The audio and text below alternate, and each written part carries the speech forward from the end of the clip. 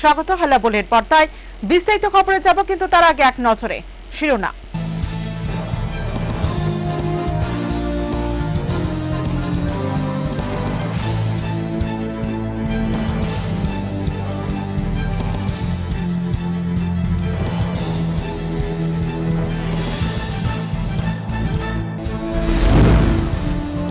বিশালগড়ে গজারিয়াতে কাঠ মাফিয়াদের বিরুদ্ধে অভিযানে গিয়ে আক্রান্ত বনকর্মীরা, ভাঙচুর বন দপ্তরে গাড়ি, গ্রেপ্তার এক।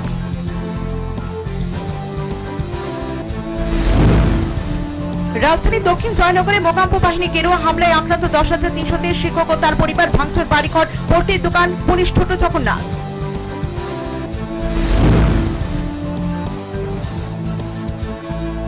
পেট্রোপণ্যের মূল্যবৃদ্ধি প্রত্যাহার সহ 6 দফা দাবির ভিত্তিতে সারা রাজ্যের সাথে আগরতলাতেও বিক্ষোভ প্রদর্শন বামফ্রন্টে।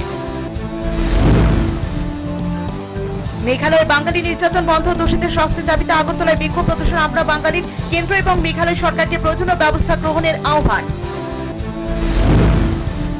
অটল জলধারা নয়, পাহাড়ে চুপসে পড়া জলপান করে জীবন বাঁচিয়ে রাখেন মুঙ্গিয়াকামী ব্লকের কাপড়াছড়া এডিসি ভিলেজে তুইফাপাড়া রিয়াং জনজাতিরা। বিদ্যুৎ পরিবাহী তারও পৌঁছায়নি ত্রিপুরার ওইসব অসংখ্য প্রান্তে।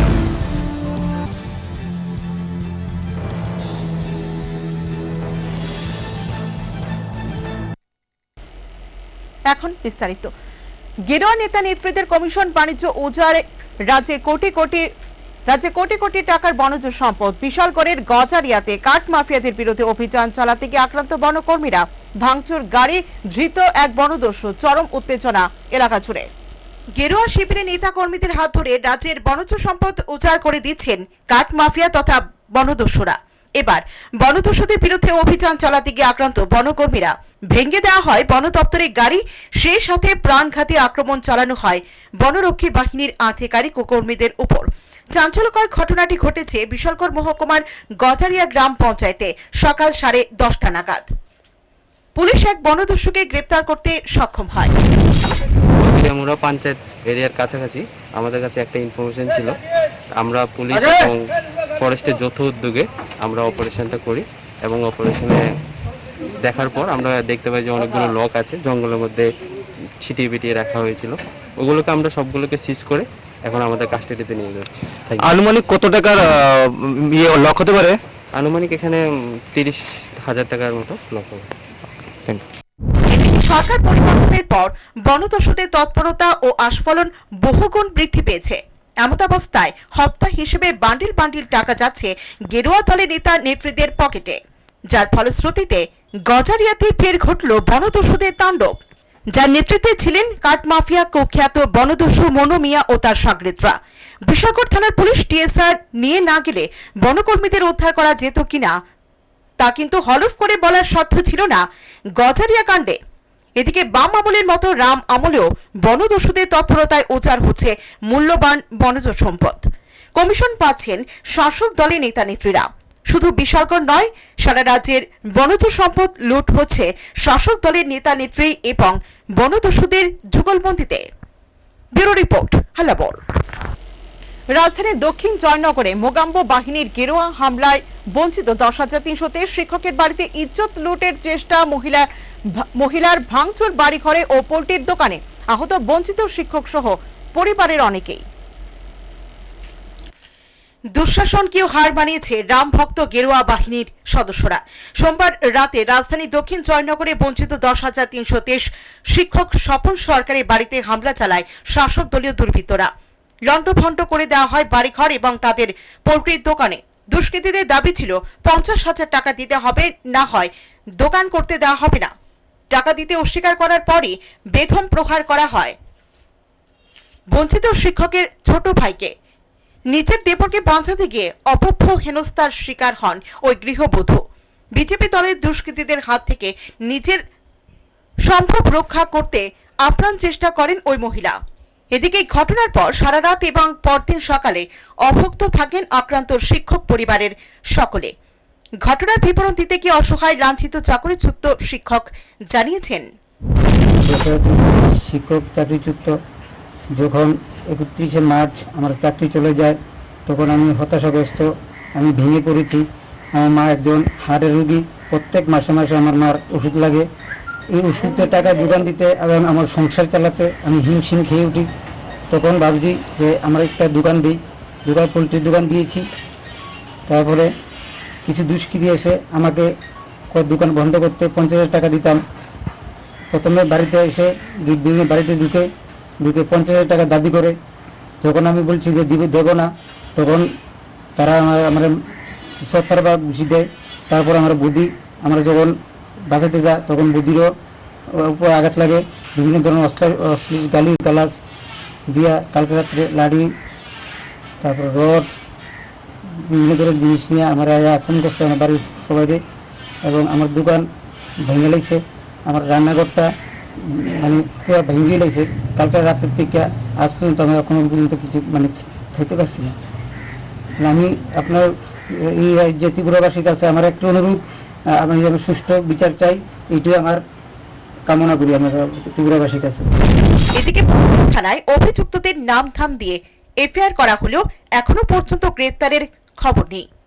বর্তমানে কোভিড পরিস্থিতিতেও ভেঙে পড়ছে রাজ্যের আইনের শাসন, তলানিতে ঠেকছে শান্তির পরিবেশ। Bureau report, হালাবোল।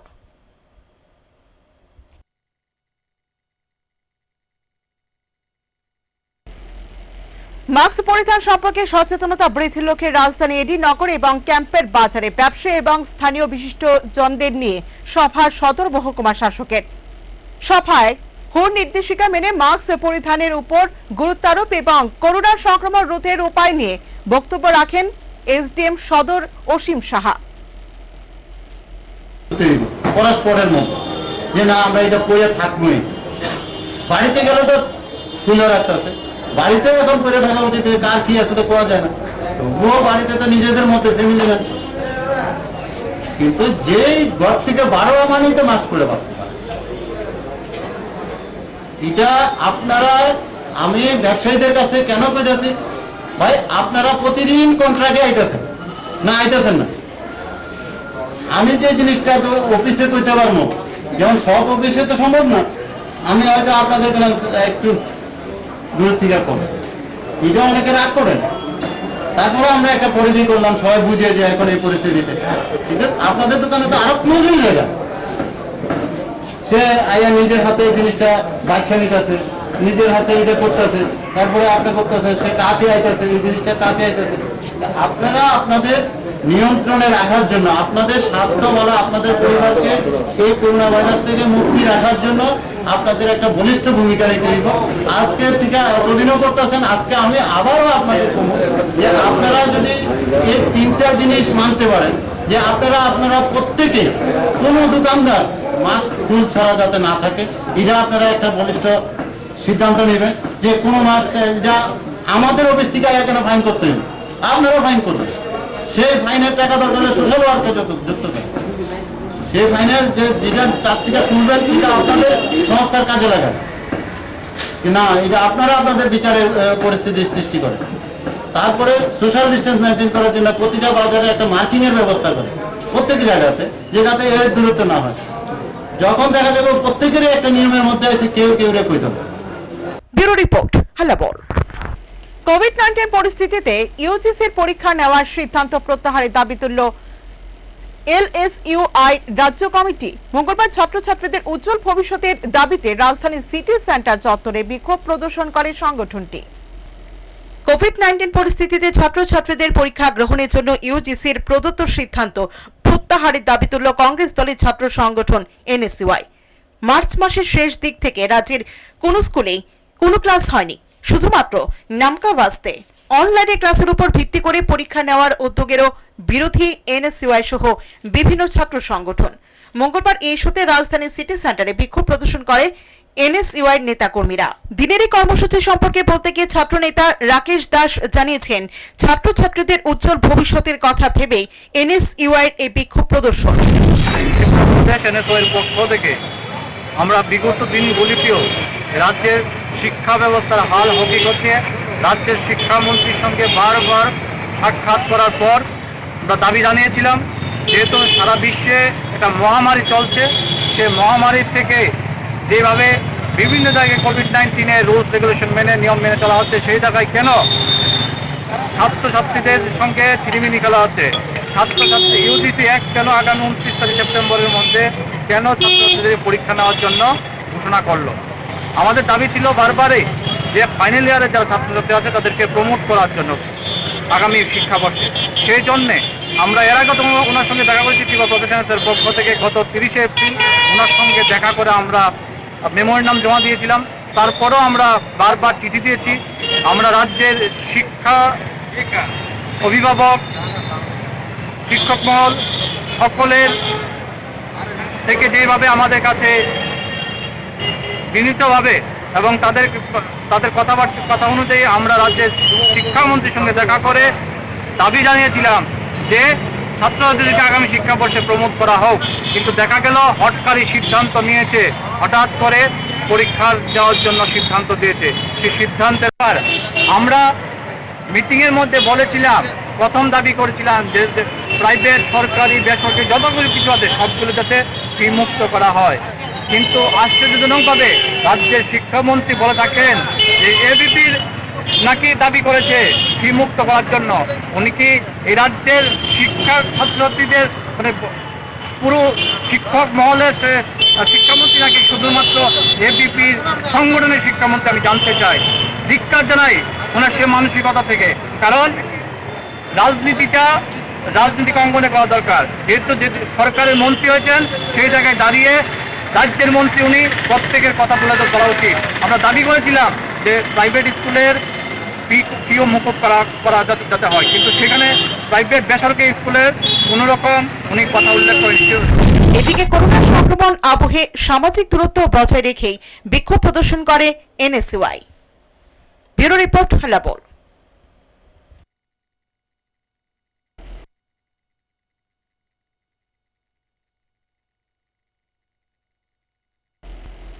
প্রতিবেশী রাজ্য মেঘালয়ে বসবাসকারী বাঙালিদের উপর নির্যাতন বন্ধের দাবি তুলল আমরা বাঙালি।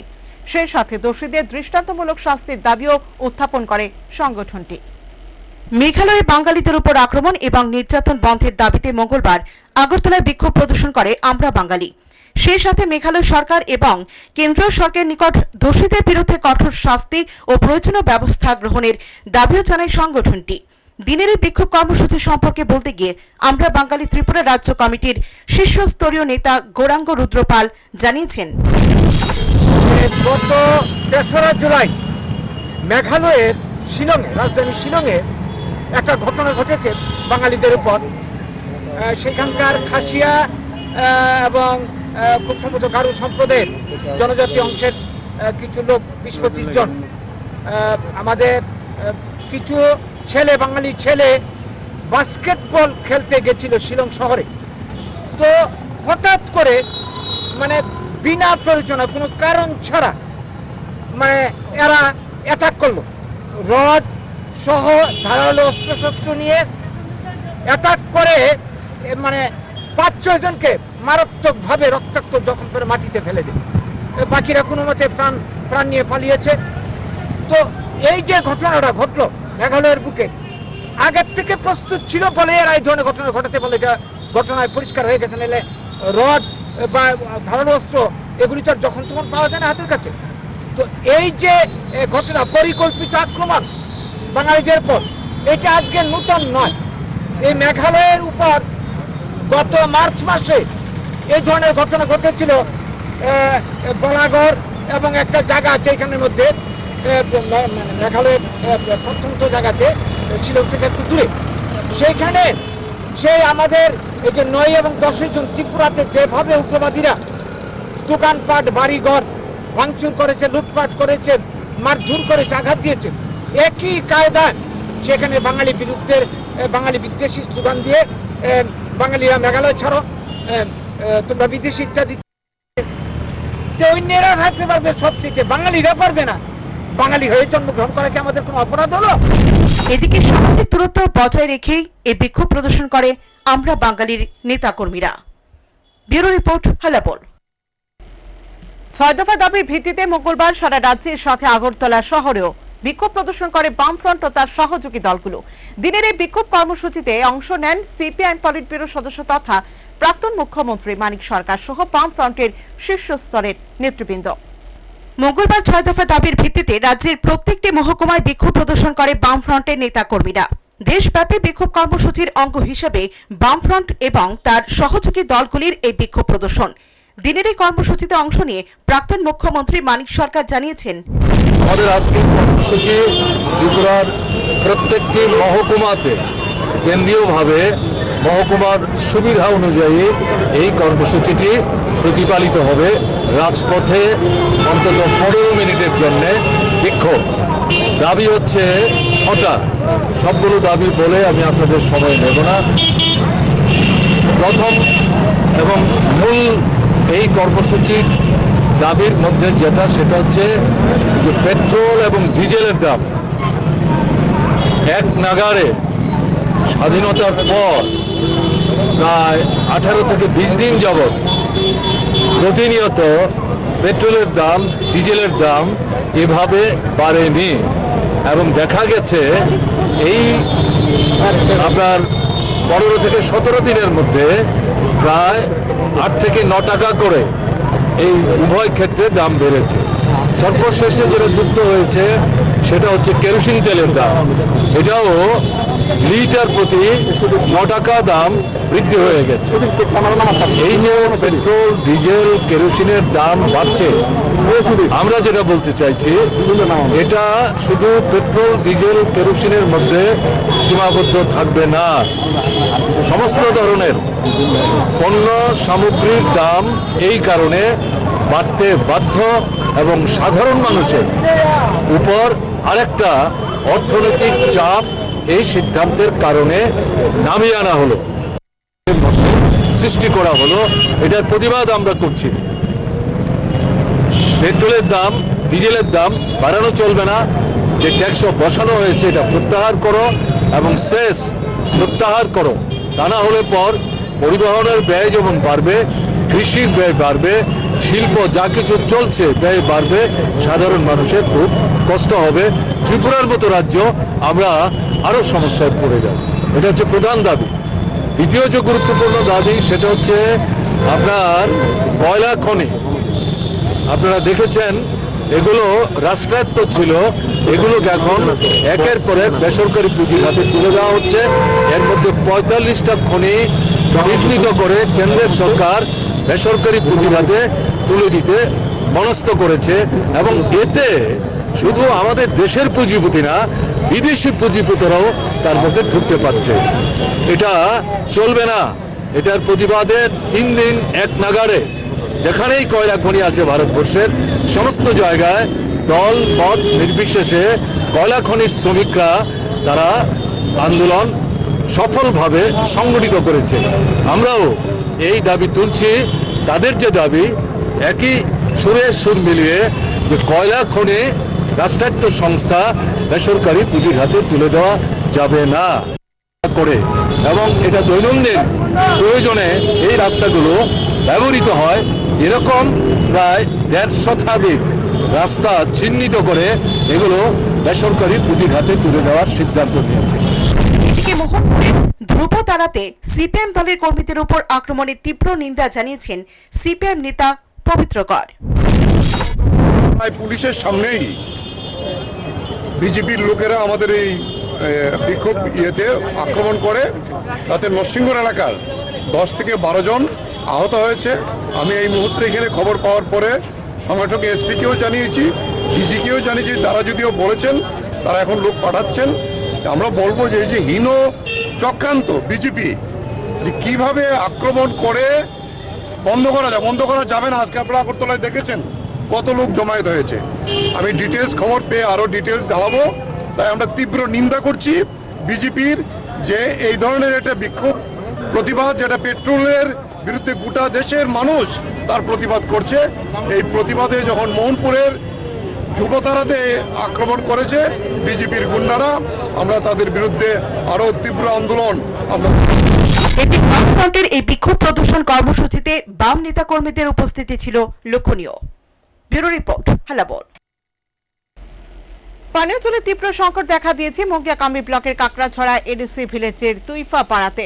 পাহাড়ের গা ঘেঁষা চুপসে পড়া জল পান করে জীবন কাটাচ্ছেন স্থানীয় বাসিন্দারা। বিদ্যুৎ পরিষেবা থেকেও বঞ্চিত তারা। পানীয় জলের তীব্র সংকট আজও মেটেনি মঙ্গিয়াকামী ব্লকের কাকড়াছড়া এডিসি ভিলেজের তুইফা পাড়াতে। পাহাড়ের চুপসে পড়া জল খেয়ে জীবন বাঁচিয়ে রাখেন তুইফা পাড়ার রিয়াং সম্প্রদায়ের জনজাতিরা। তার জন্য নিজের ঘর বাড়ি থেকে বহুদূর যেতে হয় তাদেরকে। জলের এই সমস্যা সম্পর্কে রিয়াং রমণীরা জানিয়েছেন তাদের সেই দীর্ঘদিনের সমস্যার কথা। অসুবিধা দিতাম আরো মাত্র কল দিতাম কল ক্রই ন তুই হামিয়া তুই সান তুই নম তুই হামিয়া স্নুক স্নাক মানুngো বেরে সেরে মানুngো মনা স্নাউngো মাত্র কল পক্রই মাইয়া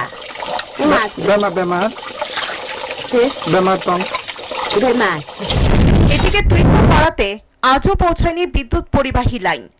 দশকের পর দশক ধরে বিদ্যুৎ থেকেও বঞ্চিত তারা। ফলে এখনো কেরোসিনের কূপে বাতি ভরসা তাদের। Bureau report হালাবল।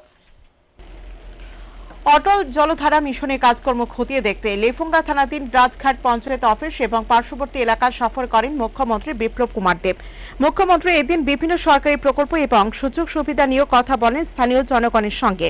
সেই সাথে ওই এলাকার প্রত্যেকটি বাড়িতে পানীয় জল পৌঁছে দেওয়ার জন্য প্রয়োজনীয় নির্দেশ দেন সংশ্লিষ্ট আধিকারিকদের। সবচেয়ে বড় দাবি এবং দেশের মানুষের দাবি অন্ন, বস্ত্র, বাসস্থান, শিক্ষা, পানীয় জল, বিদ্যুৎ। এই 7টা জিনিস অত্যন্ত জরুরি। আমাদের সরকার এই ক্ষেত্রগুলির ক্ষেত্রে অগ্রাধিকার দিচ্ছে। 2,10,000 প্লাস 8,997 পরিবার, প্রত্যেকের পরিবারে 2022 ডিসেম্বরের মধ্যে আমরা জল পৌঁছাবো ঘরে ঘরে। নট অনলি পাইপলাইনে জল পৌঁছাবো। এবং এরপরে আমরা সিদ্ধান্ত নেওয়ার পরে গত 2 বছর যদি দেখি এবং 1 ডিসেম্বর থেকে শুরু হয়েছে, এর মধ্যে আমরা গ্রামে 2 বছরে 70,271 পরিবারকে আমরা জলের কানেকশন দিতে পেরেছি ফ্রি অফ কস্ট। আগে গ্রামে কানেকশন নিতে হলে 2,000 টাকা লাগতো এবং শহরে হতো 3,3500 এরকম মতো। এখন free of cost Atal Jaldhara mission প্রকল্পে আমাদের রাজ্য সরকার আমরা বলেছি 2022 মধ্যে আমরা পৌঁছাবো। এবং এর মধ্যে গ্রামে 70,271 পরিবারকে আমরা কানেকশন দিয়েছি। শহরে তুলনামূলক যেহেতু আগে ছিল এই জন্য আমরা 5,000-এর মতো, অর্থাৎ 2 বছরে আমরা 75,000 পরিবারকে জলের কানেকশন দিয়েছি within 2 years. Bureau report Hallabol. গভীর রাতে দুষ্কৃতীদের হামলা হাপানিয়ার সুকান্ত পল্লীস্থিত আরএসএস কর্মী নবজ্যোতি ঘোষের বাড়িতে। অজ্ঞাত পরিচয় দুষ্কৃতীদের ছোড়া ইট পাটকেলে আঘাতে ক্ষতিগ্রস্ত গ্রিলের ও জানালার কাজ। খবর পেয়ে রাতে ঘটনাস্থলে ছুটে যায় পুলিশ। তার আগে গা ঢাকা দেয় দুষ্কৃতীরা। লেনদেনের অবৈধ লেনদেনের জেরে এই আক্রমণ বলে সন্দেহ স্থানীয়দের।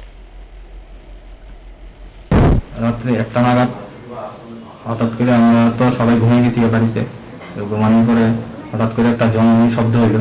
শব্দ হওয়ার পরে আমরা সবাই উঠা দিই, লাইট টাইট জ্বালাইয়া সমস্ত কাজ টাজ বাইরে একদম পোস্ট পৌঁছে গেছে। কারণ এরপর আমরা উঠা দেখি কেউ নেই।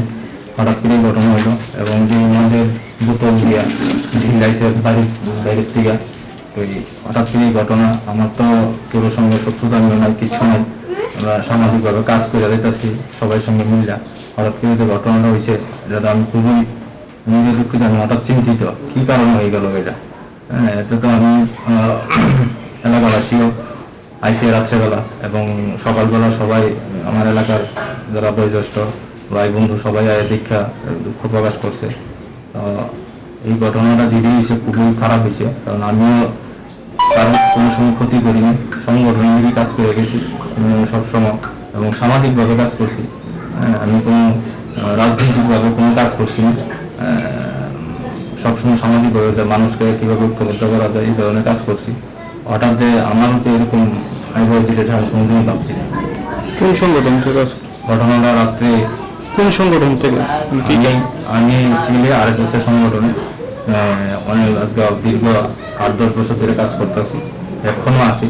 এখন আমি দুটি খণ্ডের ব্যবস্থাপক RSS এর। Bureau report, হাল্লাবোল।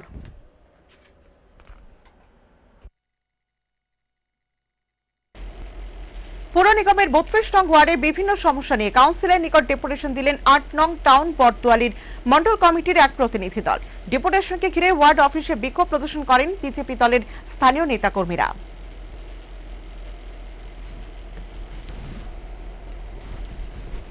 8 টাউন বটদুয়ালি 32 নং ওয়ার্ডের আমরা যেহেতু করোনা মহামারী চলছে, তো সোশ্যাল ডিস্টেন্স মেনটেন করে যারা পদাধিকার রয়েছে এই ওয়ার্ডের এবং মন্ডলে যারা পদাধিকার কয়েকজন রয়েছে ওনাদেরকে নিয়ে আজকে আমরা ডেপুটেশন মিলিত হয়েছে। আপনারা জানেন আমাদের সরকার ক্ষমতায় এসেছে 2 বছর অধিক হয়েছে, 23-24 মাস চলছে। কিন্তু এই 23-24 মাস সরকার চলাকালীন অনেকবার আমরা এই 32 নং ওয়ার্ডে ডেপুটেশনে মিলিত হয়েছি, কিন্তু কোনোদিনই আমরা এই ওয়ার্ডের কাউন্সিলরকে আমরা পাইনি ডেপুটেশনে। আজকে হয়তোবা আমাদের মাননীয় ওয়ার্ড সভাপতির চেষ্টায় এবং কাউন্সিলর সাহেবের সঙ্গে বারবার যোগাযোগ করার ফলে আজকে উনি উপস্থিত রয়েছেন এবং আজকে হয়তোবা ওনার সঙ্গে সঠিকভাবে বসে আলাপ আলোচনা করতে পারবো। আপনারা জানেন আমাদের সরকার ক্ষমতা আসার আগে যে 25 বছরের যে বাম সরকার ছিল, এই সরকারের সময়কালে এই ওয়ার্ডের মধ্যে অনেক ধনী ব্যক্তিদের বাড়িতে BPL কার্ড গিয়েছে এবং সরকারি চাকরিজীবী বাড়িতে BPL কার্ড গিয়েছে। আমাদের প্রশ্ন যে 25 বছরের বাম আমলে এই ওয়ার্ডের মধ্যে তো অনেক গরিব অংশের লোক রয়েছে, তো ওনাদের বাড়িতে কেন BPL কার্ড যায়নি? কেন তখনকার সময়ে সরকারি চাকরি বিধবা ভাতা গিয়েছে কিন্তু সঠিক লোকদের বাড়িতে ভাতাগুলো যায়নি? এগুলো একটা প্রশ্ন। বিগত দিন অনেকবার চেষ্টা করেছি কাউন্সিলর সাহেবের সঙ্গে যোগাযোগ করার জন্য, উনি আমাদেরকে সময় দেয়নি। আজকে উনি সময় দিয়েছে, ওনার সঙ্গে কথা বলতে পারবো। Bureau report, Hallabol. শেষে আরো একবার শিরোনাম।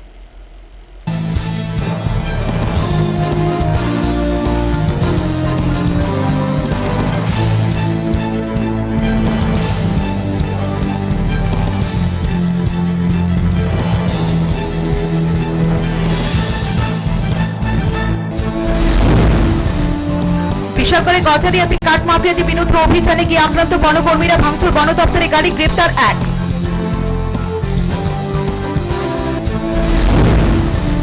রাজধানীর দক্ষিণ জয়নগরে মোকাম্প বাহিনী গেরুয়া হামলায় আক্রান্ত 10,330 শিক্ষক ও তার পরিবার, ভাঙচুর বাড়িঘর, পোল্ট্রির দোকান, পুলিশ ছোট জগন্নাথ।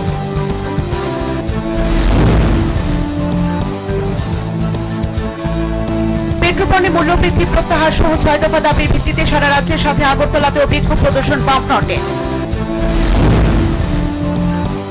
মেঘালয়ে বাঙালি নির্যাতন বন্ধ, দোষীদের শাস্তির দাবিতে আগরতলায় বিক্ষোভ প্রদর্শন আমরা বাঙালির, কেন্দ্র এবং মেঘালয় সরকারকে প্রয়োজনীয় ব্যবস্থা গ্রহণের আহ্বান। অটল জলধারা নয়, পাহাড়ে চুপসে পড়া জল পান করে জীবন বাঁচিয়ে রাখেন মুগিয়াকামী ব্লকের কাপড়াছড়া এডিসি ভিলেজে তুইফাপাড়া রিয়াং জনজাতিরা। বিদ্যুৎ পরিবাহী তারও পৌঁছানি ত্রিপুরার ওইসব অসংখ্য প্রান্তে।